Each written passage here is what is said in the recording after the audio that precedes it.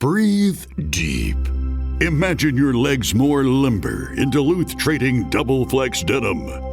Envision euphorically squatting for that can of suds, bending for your toolbox in a state of bliss, lunging for your laser level on a whole new level. Relax and allow the flex to fill you with ability. Find your inner flex in Double Flex Denim only at Duluth Trading. Welcome to People Tech, the podcast of the HCM Technology Report. I'm Mark Pfeffer. Today I'm talking with Emily He, Senior Vice President for Global Marketing at Oracle HCM. We talked about HR and HR technology and how they may evolve as we recover from the COVID-19 pandemic. Emily, thanks for being here. Everybody's kind of through the emergency, putting out the fires, and I think people are starting to step back and take a look at what they might have to do in the future. What do you think the world of work is going to look like after the pandemic, say in 2021? I think one of the most profound changes we all are anticipating and are seeing is work from home is probably going to become permanent, more permanent than before. Employees have been asking for flexibility in the workplace for a long time. But somehow, as a society, we kind of got into this cadence of organizing our life around work. So you spend most of your time in the office and life kind of happens around the edges. And we tend to forget that not very long ago, families are the units of society and work actually happens around families. So this pandemic has forced us to go back to that structure. And I've heard from so many friends, although there are many tragedies unfolding because of the pandemic, but I also hear from my friends who tell me that they really enjoy spending time with their children. They enjoy listening to them. They enjoy knowing what's happening in their life, and they just enjoy spending time together, playing board games, having dinner every day, cooking together. So I think that's going to remain. Also, the pandemic is forcing the working from home structure to work from a technology perspective, from a process perspective, and we're all collectively innovating on this new model of organizing our work around life. So I think that's probably going to be one of the most profound changes after the pandemic. Obviously, lots of things need to fall into place. The other thing I see is support for employees is taking on a new meaning. And employees are now more human beings than ever before. So before, when we talk about employee experience or support for employees, we often talk about onboarding or we talk about performance reviews, all of which are still very important. But during the pandemic, companies are more concerned about health and safety of their employees. Do they feel engaged? Do they feel motivated when they're working from home? Are they taking care of their well-being? Are they burned out? Because one of the things we all discovered is when you work from home, you actually work more, not less. So how do you balance work and life so you don't feel burned out? And then some of the basic human needs still remain. We still want to connect with our fellow coworkers. We want to have a sense of connection. So how do you do that in a digital way? And that's something that we're all trying to figure out collectively. And I think in many ways, this has accelerated the need for digital transformation because many of your processes need to become digital.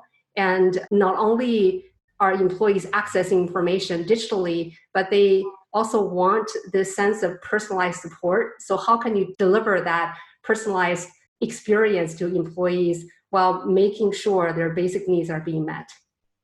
So what do you think that means for the HR technology vendor, or put another way, what new demands should HR tech vendors be ready to hear?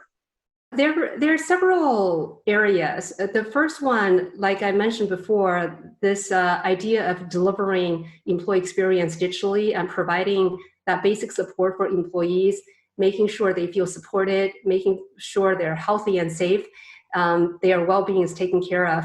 That all needs to happen more digitally than ever. So some of this have already taken place, but there's still many companies who don't have all their HR processes delivered digitally. So that's probably priority number one. And we're all trying to figure out, for example, when employees are working from home and they need information about the latest regulation around the pandemic, they need information about if they were to return to the workplace, what are the safety measures they need to take into account? How do you deliver that information to employees quickly so they have what they need to perform their job? And then the other thing is, as I mentioned before, employees, even when they are working from home, they want to get to know other coworkers. In the past, this will happen around a water cooler or when they're having lunches together. If you take that away, then that means there needs to be a place where employees can go learn about other employees. So this idea of having a rich profile of each employee with the ability to write on walls or having commentaries or documenting your hobbies or career aspirations so you can organically form communities around common interests or common career aspirations is incredibly important. So there's a whole set of technology related to delivering information digitally, supporting employees, making sure they feel connected, giving them the tools to help them grow. Another category of technology I see is around the ability to make changes quickly. I think this pandemic has reminded us all the importance of being resilient. We've seen industries having to completely switch their business model.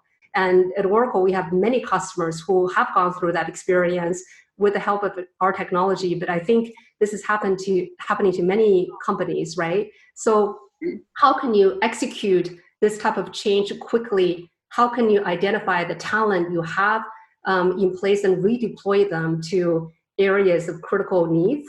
That's a really important piece of technology that needs to be in place as well.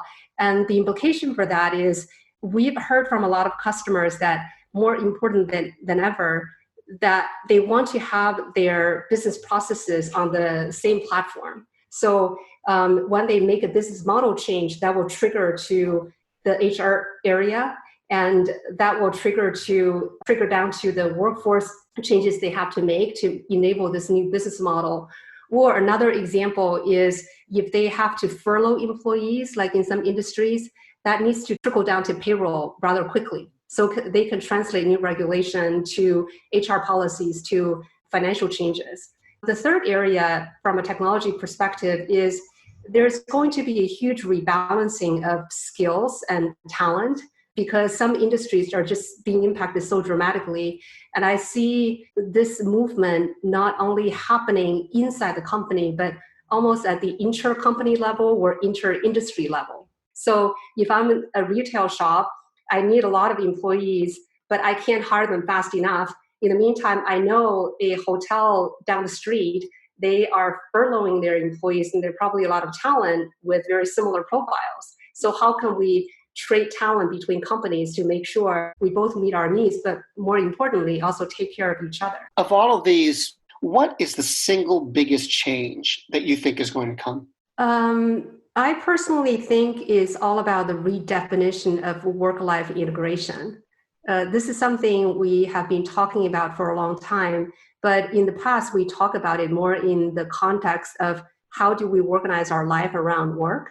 But I think with the pandemic and people having the experience of spending more time with their families, we can push the work-life integration to the new frontier and redefine what that really means. There have been a lot of tragedies around us as a result of the pandemic, but one of the silver lining is people are being forced to spend more time with their families, and this families as the basic unit of society is sort of seeing a resurgence, and I'm hopeful that we can maintain that and still organize work around that basic unit of life. And not only can we be more productive in the workplace, but we can also maybe go back to families as the basic structure of society. Emily, thanks. I've been talking with Emily He, Senior Vice President for Global Marketing at Oracle HCM. And this has been People Tech from the HCM Technology Report. To keep up with HR technology, visit the HCM Technology Report every day. We're the most trusted source of news in the HR tech industry. Find us at www.hcmtechnologyreport.com. I'm Mark Pfeffer. Do you love news about LinkedIn, Indeed, Google, and just about every other recruitment tech company out there? Hell yeah. I'm Chad. I'm Cheese. We're the Chad and Cheese Podcast. All the latest recruiting news and insights are on our show. Dripping in snark and attitude. Subscribe today wherever you listen to your podcasts. We out.